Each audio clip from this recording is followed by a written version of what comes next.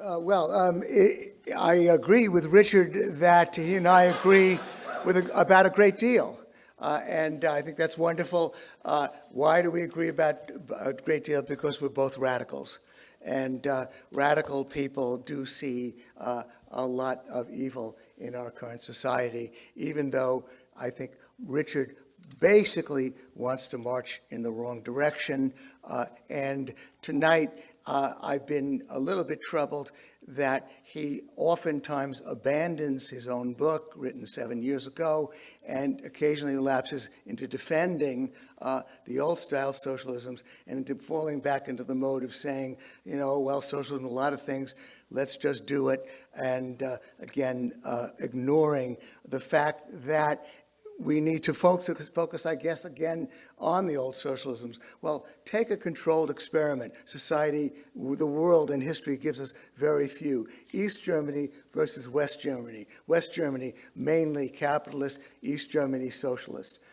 Impoverished in East Germany under the foot of the Stasis. In West Germany, capitalist, much more affluent, much more comfortable with a democratic society. North Korea versus South Korea. I needn't elaborate on the differences there.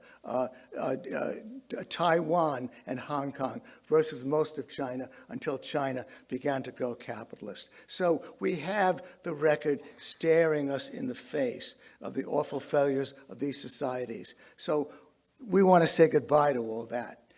They were disasters. Then we have the social democracies of Europe. Maybe that's a waste of time to talk about because they are, for the most part, capitalist anyway. But then we cite the Scandinavian countries, even though Norway is a country of 5 million people sitting on a huge oil well, basically selling oil to the rest of the world, and by the way, apparently worsening global warming in the process. But we want to defend Norway and Denmark. Well, let's not cherry pick. Let's look at the whole range of economies and the experience in Europe, and let's include Portugal, Spain, Italy, Greece, where it's gone very badly. The average is very, very unimpressive.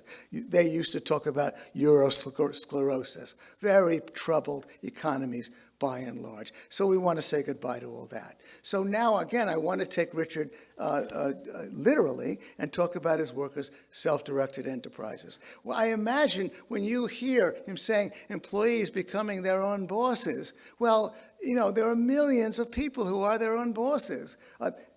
No, I didn't make that up. Richard didn't make that up.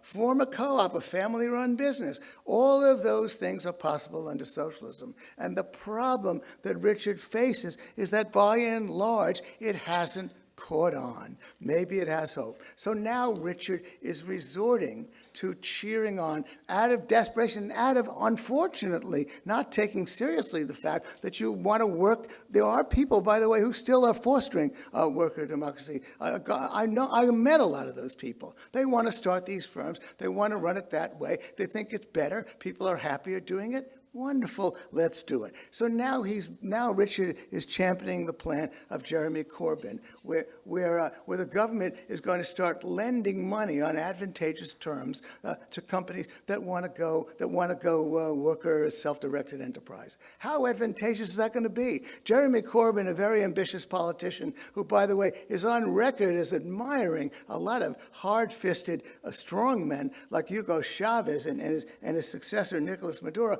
He might just start giving it away. Capitalists might start selling these firms to people. Again, Richard is looking for the top-down solution to a bottom-up revolution. And I implore him to abandon all that and go the capitalist route with his plans. Now, then, finally, I tried to take seriously what he wrote in his book. He wants to socialize finance. He wants to put it under a political thumb. He wants to socialize labor allocation. He wants to tighten the government's control over those two sources of enterprise expansion so that dissident publications would suffer, but innovation would suffer. All of those things would set us back in terms of prosperity and freedom. And again, I guess, I mentioned equality. I might ask you the old, 10-20 question. Would you prefer a society in which the top 1% gets 20% richer and the other 99%, the rest of us, get 10% richer?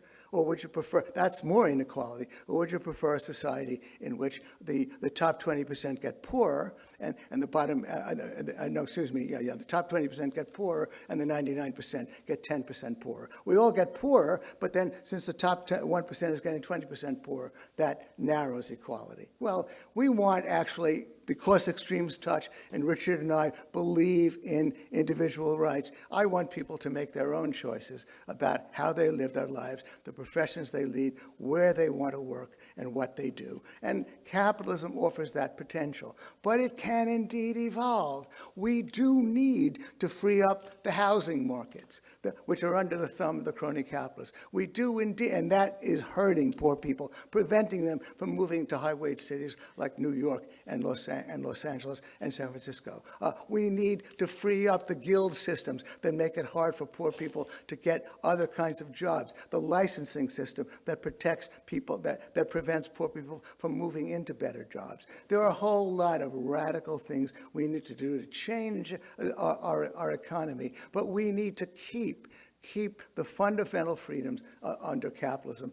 Capitalism, private property, is necessary, although not sufficient, to a free and open society. It's not sufficient because government can always come in and jail you the day after you publish something you don't like, just like Obama tried. But it's necessary. It's necessary because if you give somebody like Obama, some political leader, control over your property, over the means of production, then you make it hard even to function in the first place. You make it hard for Richard to sell his books. You make it hard for the Soul Forum to operate. You make it hard for Jacobin Magazine to operate. And that's why you have to vote against Richard's resolution. But Richard does have an out. Workers, self-directed enterprises, capitalism offers it to you. Richard, I say go for it. Thanks very much.